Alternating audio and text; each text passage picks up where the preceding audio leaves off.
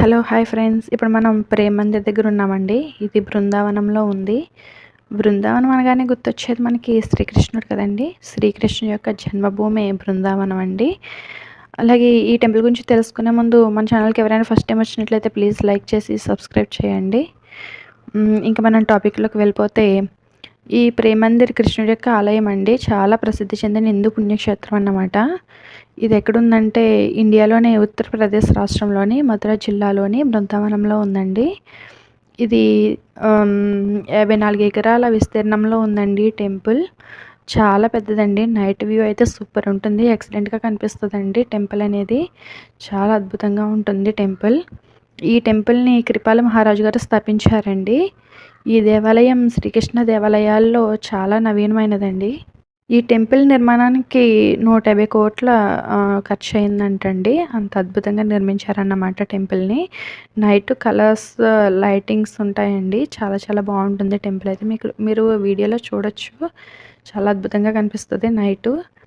ఈ దేవాలయం నలువైపులా కూడా శ్రీకృష్ణుడు, అతని ముఖ్య ఘట్టాలు, అతని రాసలీలలు అనేవి శిల్పాల రూపంలో చిత్రీకరించారండి. 4 వైపులా కూడా టెంపుల్కి చాలా చాలా అద్భుతంగా నిర్మించారన్నమాట. శ్రీకృష్ణుడు చేసిన లీలలన్నీ కూడా చాలా బాగుందండి.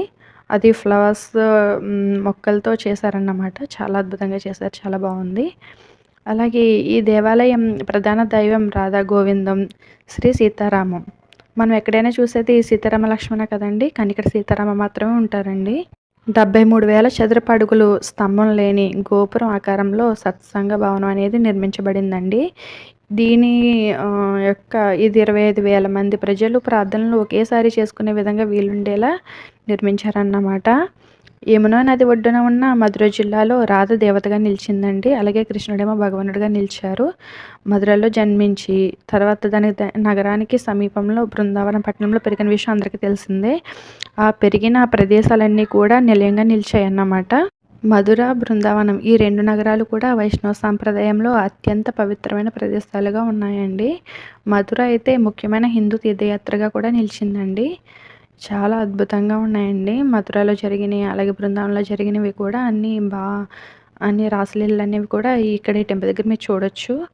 అలాగే ఆలయ సముదాయంలో శ్రీకృష్ణుడు 4 లీలల జీవిత పరిమాణ చిత్రణలు ఉన్నాయండి. ఆ 4 లీలలు ఏంటంటే గోవర్ధన్ లీల, రాసలీల, జులన్ లీల, కాళియానాగ్ లీల. కాళియానాగ్ లీల అనేది చాలా చాలా అద్భుతం అండి. ఇంక అసలు చాలా బాగుంటుంది. మొత్తం మొక్కలతో అద్భుతంగా తయారు చేస్తారండి, నిర్మించారు. చాలా బాగుంటుంది చూడండి. Thanks for watching. Please like చేసి సబ్స్క్రైబ్ చేయండి. నాగలీలండి చూడండి, ఫ్లవర్స్తో ఎంత అద్భుతంగా చేస్తారో. తర్వాత కృష్ణుడి యొక్క రాసలీలండి ఇవన్నీ. టెంపుల్ మార్నింగ్ టైంలో ఇలా ఉంటుందండి, ఏముండదు, నార్మల్గానే ఉంటుంది.